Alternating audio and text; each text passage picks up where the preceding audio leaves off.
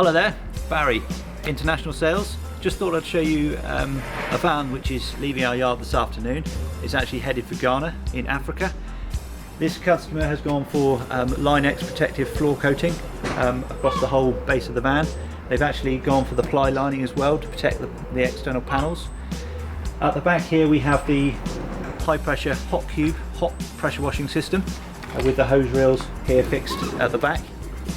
At the back of the van we have the 650 smart tank system for the cold water window cleaning system.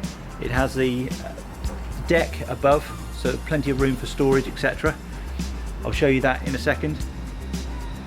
Above on the ceiling we have the pole racks, so you can have your high reach water pole systems and high pressure pole systems as well.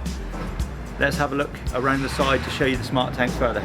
So here we are, better view of the 650 smart tank system with the deck above, so plenty of room for other gear that may be required.